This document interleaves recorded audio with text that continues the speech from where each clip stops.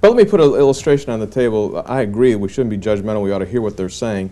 But what if the guy says to you, and I've been in a lot of the psycho wards, and just to, you know, counsel and all this kind of stuff, but the fact is, let's say that a fellow's been on drunk, okay, and he's been drinking all weekend, and he says, Maurice, look at that pink elephant. Man, is he big. Wow, he's gonna stomp all over me. Yeah, okay? I've seen him, yeah. Okay? Big one. Now, the fact is that he's really seeing something. Yeah. Okay? Now, do you correct him? Do you say that that's a true experience? No, I tell him I see him.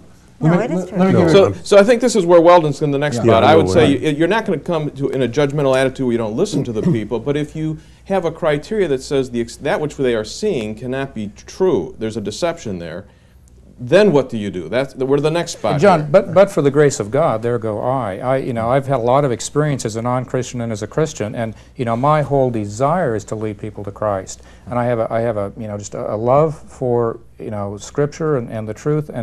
And you know, what grieves me is when false conclusions are drawn about an experience that has eternal consequences. The last thing I want to do is come across as judgmental to anyone or uncaring or unloving. I love these people. That's why I want to have them evaluate the experience from a biblical perspective. Is it true? And to support your point of view, I saw a woman on television on a national show said, I saw this experience. There is no Satan. There is no evil. There is no hell. Everybody's going. And I'm like, I was about to smash my TV because she's speaking to millions of people as if she has authority, and it was all lies she was saying.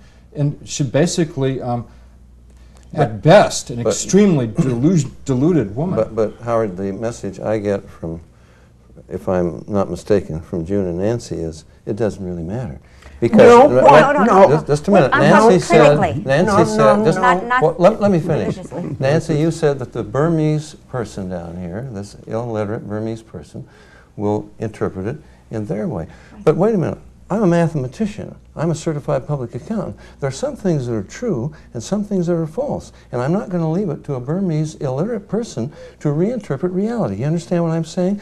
And June is saying, well, all religions, I'm not going to judge religions. But listen, June, religions contradict one another. Why can't you say God can come to that Burmese person because he's illiterate? God can't come to I didn't say that. Because you're an accountant and you're different? Wait, you're not understanding what I'm saying. I didn't say God can't come to him. He came to Abraham.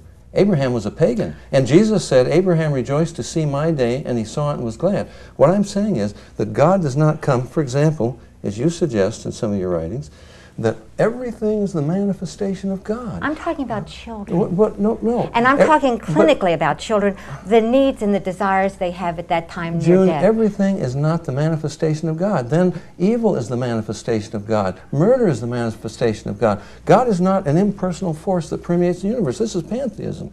He's a personal God. And he does not come in a false way, whether it's a child, whether it's a Burmese person or not. There's such a thing as truth and such a thing as error. Now, we shouldn't chase them away. I wouldn't want to do it in that manner. But if I care for them... your point about this Burmese peasant. Right. Are you saying if he does not, speaking Burmese, utter the words that you would like to have him say, that it's a deceptive experience?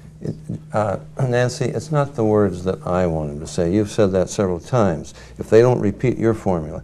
I'm not making this up. I'm going by the Bible. Jesus said, I'm the way, the truth, the life. No man comes to the Father but by me.